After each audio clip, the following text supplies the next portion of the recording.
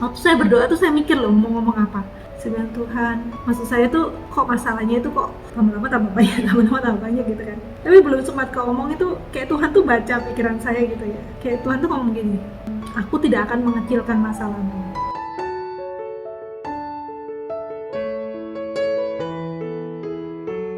Jadi ini buat yang belum tahu, live IG saya record, saya edit, saya posting di YouTube Yati Nuriani. Selamat malam Ci, selamat malam. Saya Vincianturi. Shalom Ci. Udaranya di sini lagi panas banget. Di sana pada gitu nggak sih di tempat kalian? Hai Ranik, hai Rani. Ica Lisa Octavia. Shalom malam. Cici cantik. Salam dari Kalimantan, Jen Natasha. Salam salam balik dari Jingga Studio. Siapin April. Panas Ci, tapi lagi nunggu martabak. Waduh, enak tuh martabak tuh ya. Eca, hai Ci. Di sini hujan, Mbak. Aduh, enak banget. I love hujan. Saya suka banget sama hujan. NTRY, Shalom Ci. Salam dari Nias. Ratna Siadari. Hujan Ci di Jambi. Wow. Makara, selamat malam. Salam dari Riau, Lengea. Di sini malah dingin Ci, hujan. Ini mungkin sebentar lagi juga hujan sih. Santi Laris, saya di Semarang. Oh, deket ya. Ci, thank you buat semua kata-kata yang menguatkanku. Meli Realita. Salam dari Salatiga, Hasada Sarah. Quote-nya keren dan menyemangati banget. Thank you. Hai Ci. Hai, Destrio. Oke, teman-teman, perjalanan yoga dari Madiun ya. Ya malam ini saya mau sharing-sharing santai aja sih, tapi ya merasa diberkati. Seperti yang tadi saya bilang, saya sebenarnya ini agak sakit kepala. Ini sorry ya liatnya kesini sama kesini, soalnya ini recording buat YouTube, ini live Instagram. Sapa aku dong Ci, mau segmen. Hai. Jadi beberapa hari ini saya ngalami masalah persoalan nih berturut-turut. Dari ceritanya seminggu yang lalu mama saya jatuh, mama saya umur 76 jatuh. Pagi-pagi saya masih di kamar, belum keluar kamar. Dengar ada suara jatuh, saya langsung keluar, mama sudah terduduk di lantai. Saya kaget, saya kasihan ya, wajahnya pucat sekali, tapi waktu itu sih kelihatannya nggak terlalu terjadi apa-apa, cuman lututnya memar sama pipinya karena pipinya kena lantai. So saya kasih obat anti nyeri, saya istirahatkan, saya kasih makan dan aktivitas seperti biasa. Bahkan selama seminggu itu mama bisa jalan-jalan ke rumah adik saya, beli buah dan sebagainya. Tapi tiba-tiba hari Senin ya kalau nggak salah, seminggu setelah itu hari Senin tuh mama saya tuh tiba-tiba kakinya tuh sakit banget. Yang memar tuh sakitnya luar biasa. Padahal udah seminggu tuh udah nggak apa-apa loh. Lalu suami saya bilang, wah ini bisa jadi retak atau patah atau apa nih. Masa jadi khawatir kan, sudah tua, umur 76. Akhirnya singkat cerita saya bawa ke dokter.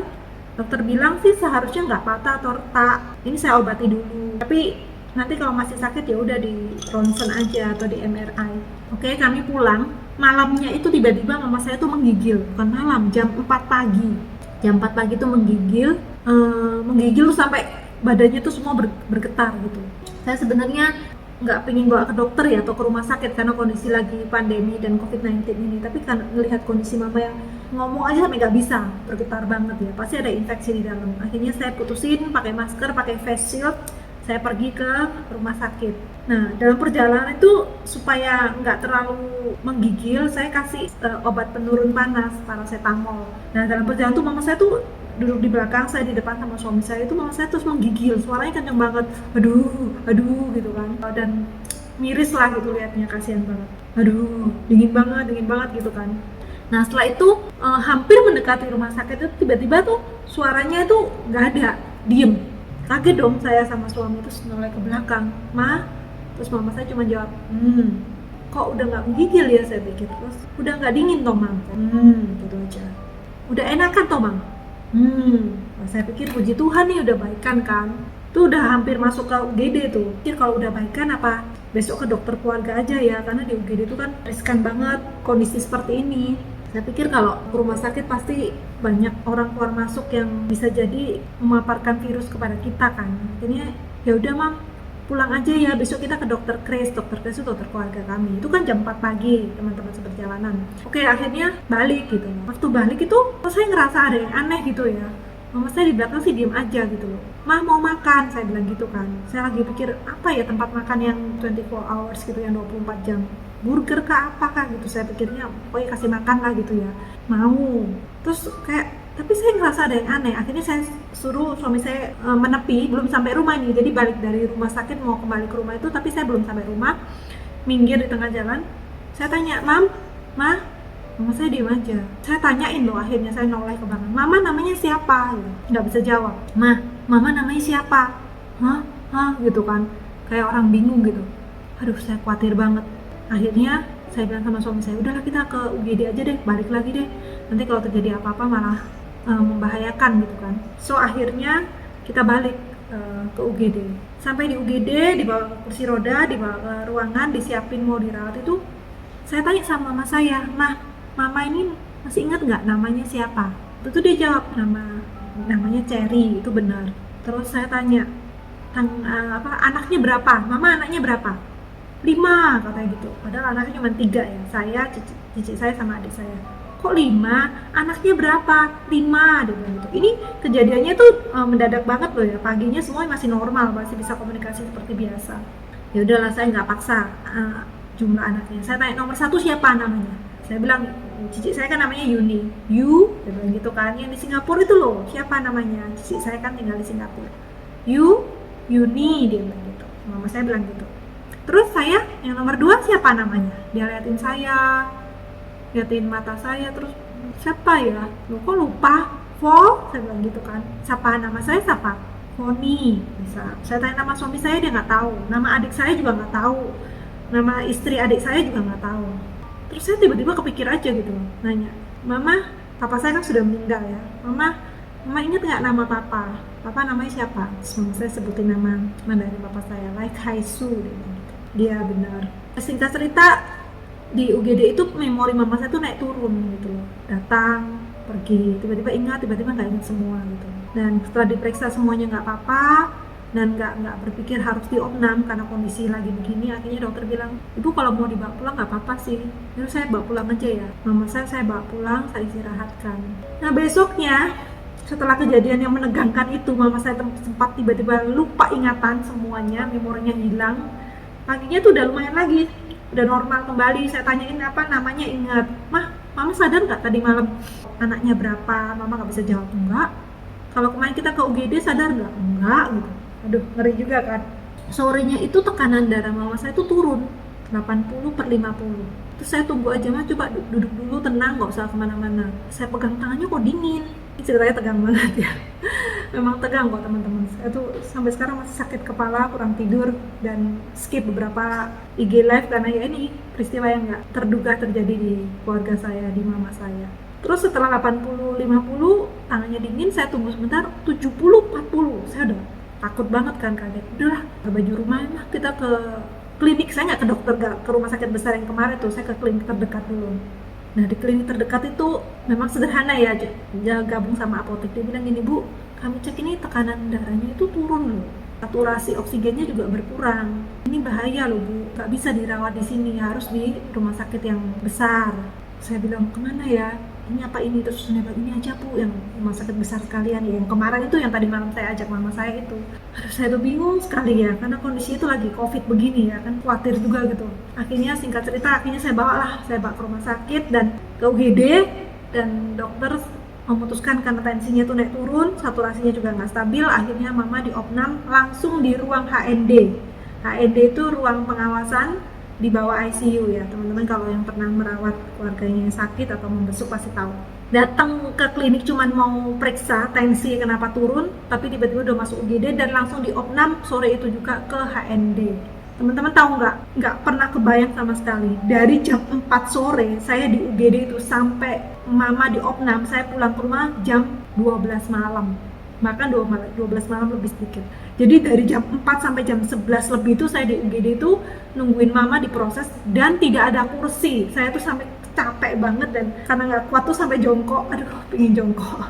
Udah nggak peduli deh dilihat orang, udah biarin jongkok di lantai begitu. Pegel banget, bayangin dari jam 4 sampai jam 11. Tadinya saya bawa jalan aja kan biar nggak pegel gitu kan, tapi aduh nggak kuat. Kenapa lama? Karena kalau sekarang mau diopnam di rumah sakit itu, dokter harus memutuskan itu masuk ke ruang isolasi atau nggak perlu isolasi. Nah, itu harus diproses pertama di rapid test. Rapid test itu tunggu 2 jam atau 1,5 jam. Udah itu tes foto torak, tunggu hasilnya keluar. Udah itu satu lagi tes apa saya lupa. Setelah 3 itu selesai, Bu, ini tidak perlu diisolasi. Puji Tuhan mama saya tuh tidak perlu diisolasi, karena kalau ada reaktif terhadap virus COVID-19, maka saya, suami saya, anak saya yang kecil itu kan sekamar sama mama. Harus di rapid, bahkan mungkin perlu di swab. Aduh, saya waktu itu mikir, aduh kalau misalnya COVID ribet banget nih ya, beresiko. Tapi puji Tuhan hasilnya baik dan mama nggak usah diisolasi, masuk ke ruang HND dan tidak boleh ditungguin. Mama saya tuh sebenarnya nggak mau kalau nggak ditungguin, tapi setelah saya rayu, mah nanti ada susternya dan deket banget dan dimonitor terus, jadi mama nggak usah khawatir. Oke, akhirnya mama saya dirawat di sana. Saya pulang dengan sangat amat lelah karena berdiri dari jam 4 sampai jam 11 lebih. Pulang belum makan, langsung mandi, cuci rambut, keramas, dan istirahat tidur. Nah, sebelumnya saya minum vitamin karena badan capek banget. Dan pagi-pagi saya sudah harus kembali karena dokter yang visit yang untuk memeriksa mama saya itu ternyata visitnya jadwalnya pagi. Ya, singkat cerita teman-teman, saya itu balik ke sana dengan sangat capek dan dokter berkata karena badan mama saya kuning, bilirubin tinggi, SGOT, SGPT tinggi, gamma GT-nya tinggi, itu infeksi semua ya di bagian liver, hati, dan empedu, harus di USG dulu. Tuh nunggunya lama banget, mama saya udah nggak betah karena nggak boleh jalan, nggak boleh kemana-mana.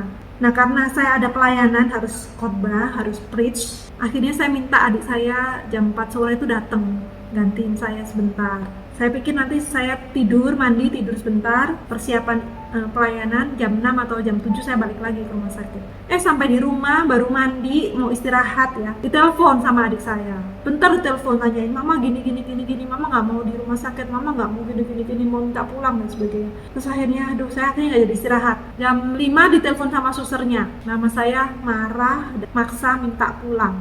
Aduh, badan udah capek banget ya teman-teman, udah capek, ngantuk, kurang tidur, pegel, terus khawatir juga dengan kondisi mama.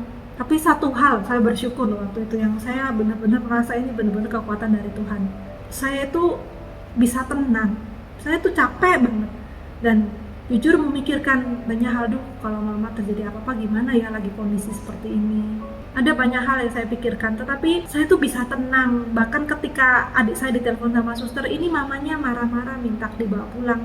Itu adik saya agak bingung, aduh gimana nih Ci, mama kok kayak gini, kalau dibawa pulang kalau tiba-tiba sesak nafas gimana gitu loh. Tapi saya bilang udahlah, tenang aja, tunggu. Lalu saya berdoa dan akhirnya saya pikir-pikir, saya renungkan, saya doa, saya mantap, saya bilang suster marah-marah sepanjang hari dan nanti malam kalau sampai nggak dibawa pulang mama bisa stres dan mungkin itu membuat imunitasnya semakin turun.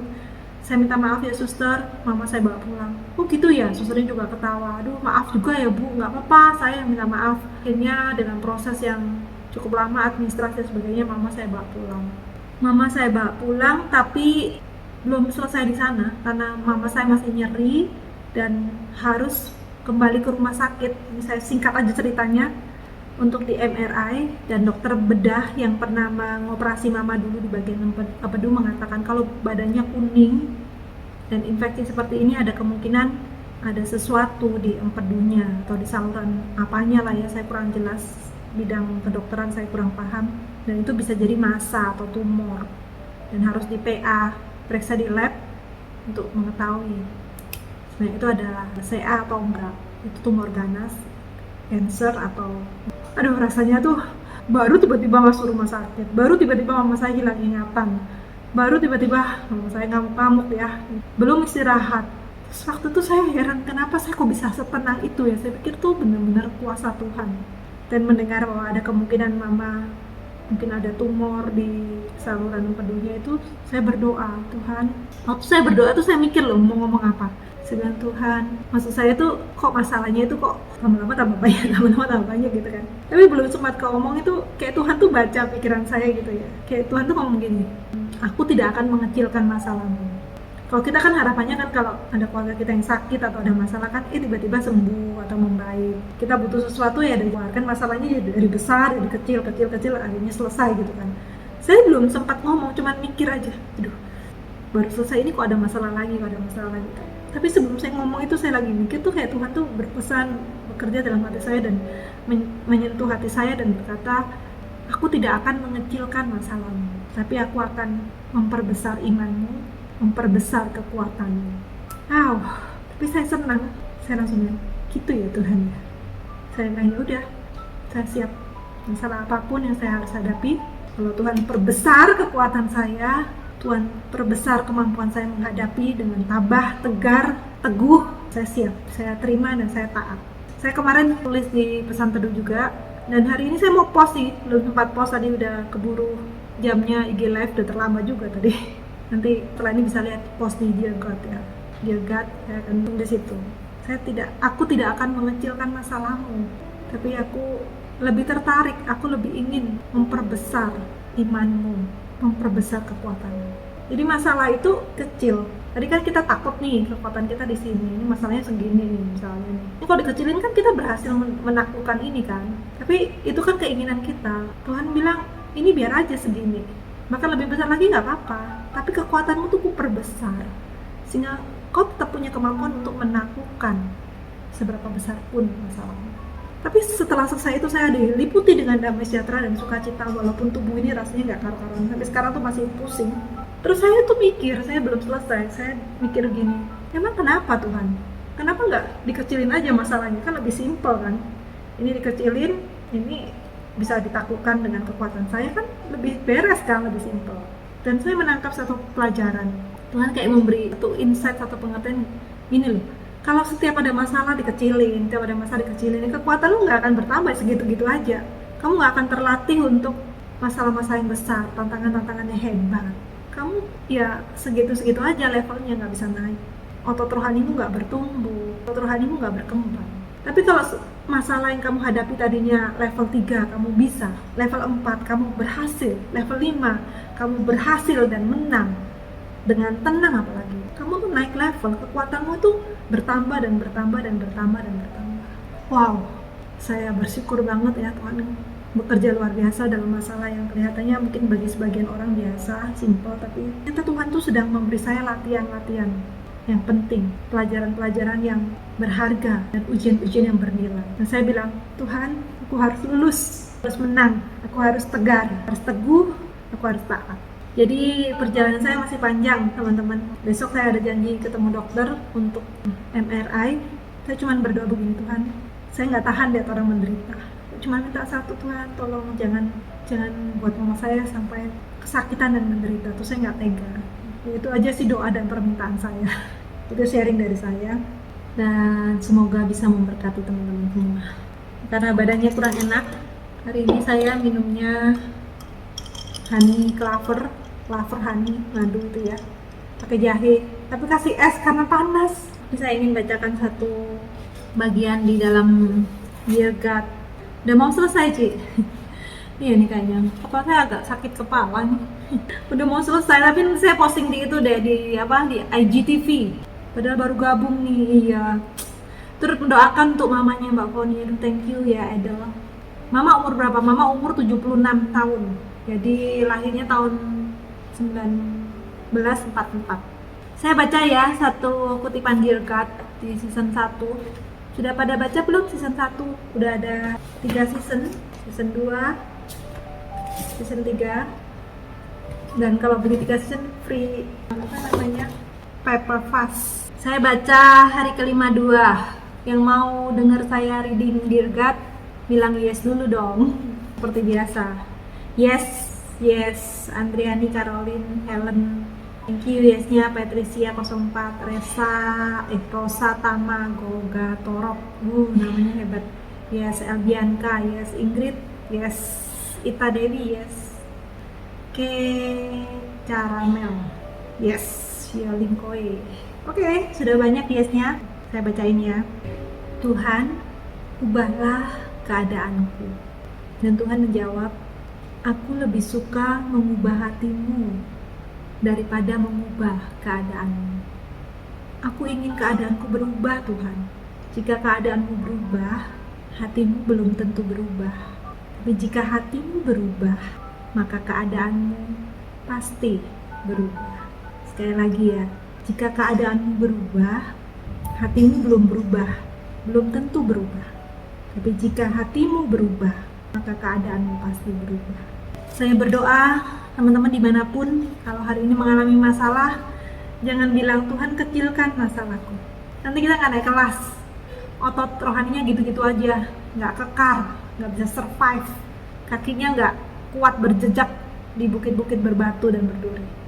Tapi bilang sama Tuhan, Tuhan aku tidak minta kecilkan masalah saya, tapi perbesar iman saya, perbesar kekuatan saya, perbesar rasa percaya saya, dan perbesar ketaatan saya untuk mengikuti jalan yang Tuhan tentukan buat hidup saya.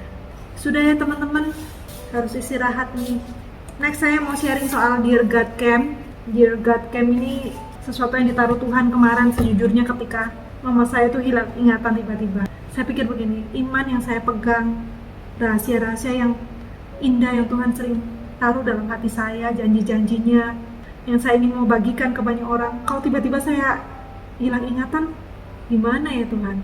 Malam itu ketika sepulang mengantar mama saya yang pulang ingatan, saya bilang, saya harus segera bikin project Dear God Virtual Camp. Ini udah project sebenarnya udah lama, tapi saya masih maju mundur karena persiapannya dan alat-alatnya dan sebagainya. Tapi saya udah putuskan dalam waktu yang sesegera mungkin saya harus mempersiapkan Dear God Camp. Teman-teman nanti ikut ya di Camp Dear God, nanti virtual.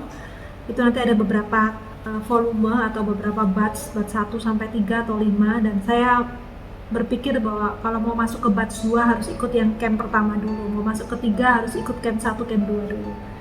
Dan saya senang karena tadi malam saya nggak bisa tidur, saya ingin bikin soundtrack lagu, saya bikin syairnya, dan malam itu saya keluar semua kata-kata indah sekali. Saya kasih bocoran nih ya, judulnya itu Jatuh Hati. Saya nggak tahu tuh, dalam waktu 5 atau 10 menit tuh kayak mengalir aja kata-katanya. Lagu soundtrack OST untuk Dear God Camp, Virtual Camp. Jadi camp rohani untuk membuat hati kita itu dekat dengan hati Tuhan. Thank you teman-teman sudah temani video live malam hari ini, cuma setengah jam. Semoga jadi berkat ya. God bless you.